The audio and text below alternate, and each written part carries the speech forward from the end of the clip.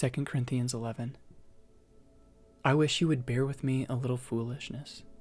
Do bear with me, for I feel a divine jealousy for you, since I betrothed you to one husband, to present you as a pure virgin to Christ.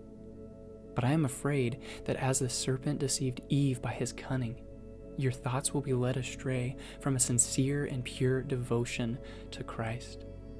For if someone comes and proclaims another Jesus than the one we proclaimed, or if you receive a different spirit from the one you received, or if you accept a different gospel from the one you accepted, you put up with it readily enough.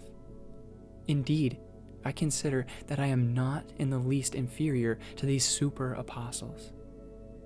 Even if I am unskilled in speaking, I am not so in knowledge. Indeed, in every way we have made this plain to you in all things.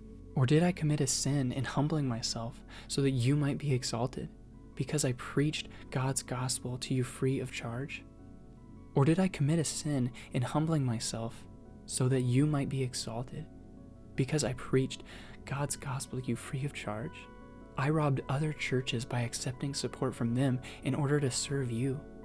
And when I was with you and was in need, I did not burden anyone. For the brothers who came from Macedonia supplied my need. So I refrained and will refrain from burdening you in any way. As the truth of Christ is in me, this boasting of mine will not be silenced in the regions of Achaia. And why? Because I do not love you? God knows I do. And what I am doing, I will continue to do, in order to undermine the claim of those who would like to claim that in their boasted mission they work on the same terms as we do. For such men are false apostles, deceitful workmen disguising themselves as apostles of Christ. And no wonder, for even Satan disguises himself as an angel of light. So it is no surprise if his servants also disguise themselves as servants of righteousness. Their end will correspond to their deeds. I repeat, let no one think me foolish, but even if you do, accept me as a fool, so that I too may boast a little. What I am saying with this boastful confidence I say, not as the Lord would, but as a fool. Since many boast according to the flesh, I too will boast. For you gladly bear with fools, being wise yourselves. For you bear it if someone makes slaves of you, or devours you, or takes advantage of you, or puts on airs, or strikes you in the face. To my shame, I must say, we were too weak for that. But whatever anyone else dares to boast of, I am speaking as a fool. I also dare to boast of that. Are they Hebrews? So am I. Are they Israelites? So am I. Are they offspring of Abraham? So am I. Are they servants of Christ? I am a better one. I am talking like a madman, with far greater labors, far more imprisonments, with countless beatings and often near death.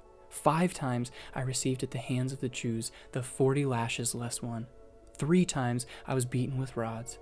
Once I was stoned. 3 times I was shipwrecked. A day and a night I was adrift at sea. On frequent journeys, in danger from rivers, danger from robbers, danger from my own people, danger from Gentiles, danger in the city, danger in the wilderness, danger at sea, danger from false brothers, in toil and hardships, through many a sleepless night, in hunger and thirst, often without food, in cold and exposure, and apart from other things, there is the daily pressure on me of the anxiety for all the churches.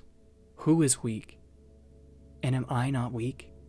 Who is made to fall, and am I not indignant? If I must boast, I will boast of the things that show my weakness. The God and Father of our Lord Jesus, He who is blessed forever, knows that I am not lying. At Damascus, the governor under the king Artas was guarding the city of Damascus in order to seize me, but I was let down in a basket through a window in the wall and escaped his hands.